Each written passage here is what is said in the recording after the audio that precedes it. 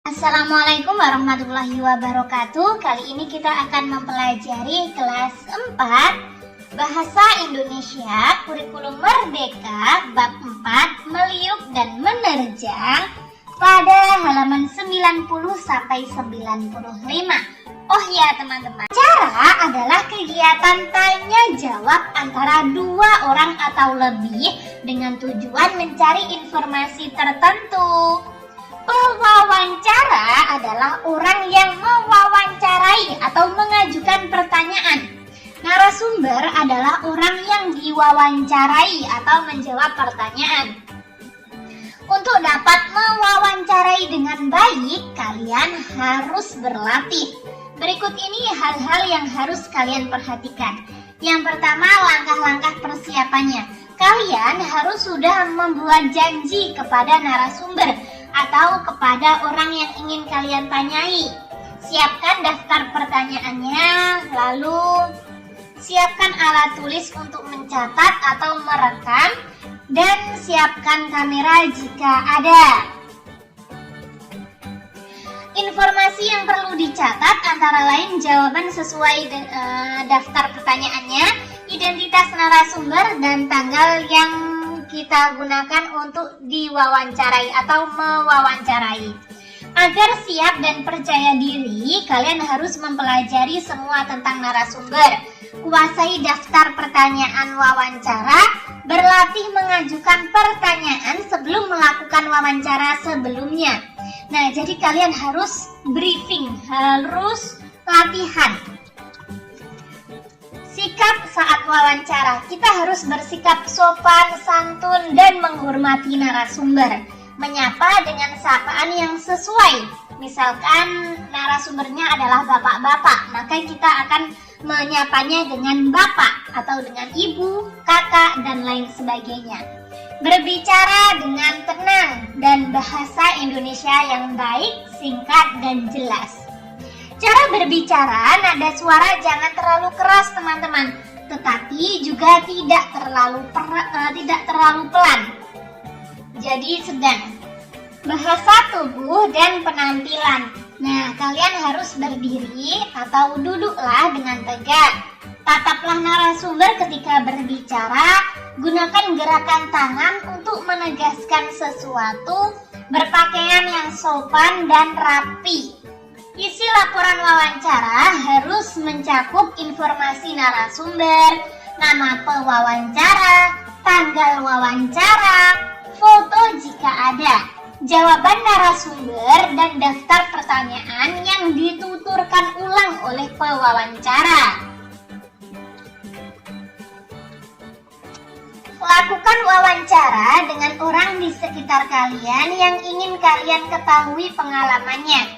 Kalian boleh menjadikan petugas pos, teman yang pernah memenangi lomba membacakan puisi, dan seorang kakak yang jago berenang sebagai narasumber. Langkah-langkah persiapan wawancara. Persiapkan daftar pertanyaan seperti di bawah ini. Nah, seperti ini teman-teman. Kalian bisa melakukan wawancara dan mengisi jawaban ini, mengisi kolom ini. Kak Wafik akan mencontohkannya ya. Misalkan saja seperti ini. Mungkin kurang jelas, Kak Wafik akan memperjelas. Nama Wafik Naila, kelasnya berapa, sekolah di mana, tanggal wawancaranya kapan. Lalu kalian tulis di sini perkenalan. Salam atau Assalamualaikum Bapak. Nama saya Wafik Naila. Saya bersekolah di SDN Badas 1. Saya kelas 4 sekolah dasar. Saya ingin mewawancarai Bapak atau Ibu Niken misalkan tentang cara membaca puisi.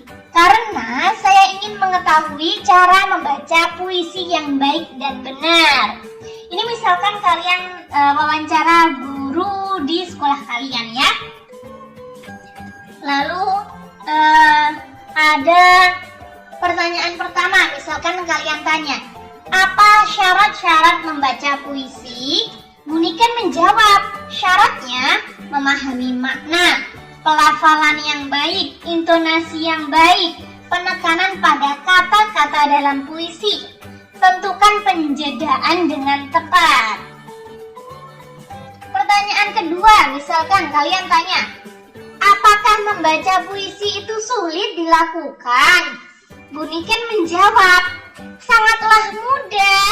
Yang penting kita mengerti makna dan suasananya. Nah, lalu dan seterusnya sesuai pertanyaan kalian. Misalkan di sini Kak Wafik akan buat pertanyaan ketiga.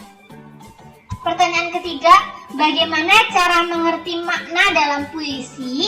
Caranya adalah menyikat judul atau memperdalam judul, memahami makna dengan kata-kata kunci, mengusut rujukan kata. Misalkan Buniken jawab seperti itu ya. Wah, menarik untuk mengetahui cara membaca puisi yang baik dan benar. Ternyata tidak sulit. Kita perlu memahami terlebih dahulu sebelum membacakan puisinya, agar kita lebih mendalami karakternya, kurang lebih seperti itu. Terima kasih atas waktu dan kesediaan Bapak atau Ibu Niken untuk diwawancarai. Semoga bisa bermanfaat bagi kita semua ya. Selamat sore atau mungkin wassalamualaikum. Nah, seperti itu ya. Ini adalah contoh dari Kak Wafik. Mungkin kalian bisa mewawancarai orang lain. Nah, kalian bisa wawancarai dan kalian tulis hasilnya di sini ya. Indonesia masih merajai dunia olahraga bulu tangkis. Pada setiap generasi selalu ada pemain bulu tangkis Indonesia yang menorehkan prestasi. Dunia mengingat Indonesia pernah meraih sepasang medali emas di Olimpiade 1992.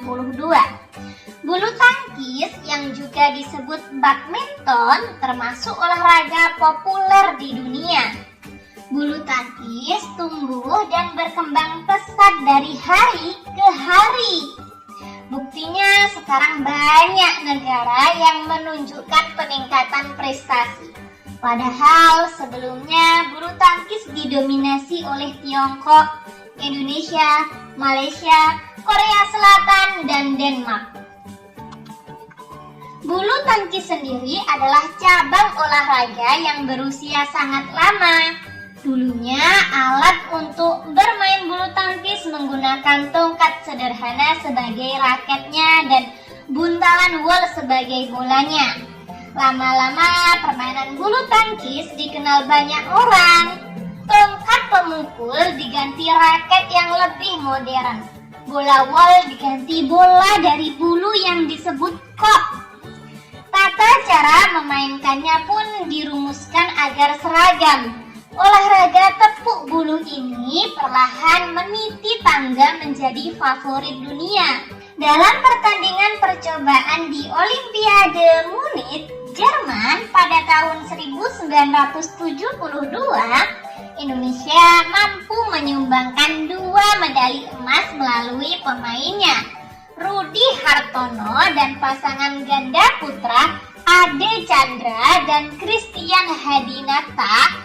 Sejak itu Indonesia makin bersemangat mengumpulkan berbagai medali kejuaraan dalam pertandingan badminton tingkat dunia. Total ada 19 medali yang terkumpul dari peserta olahraga terbesar di dunia tersebut. Nah, kurang lebih seperti itu ya teman-teman. Untuk bahas bahasa yang selanjutnya kita akan bahas di video selanjutnya.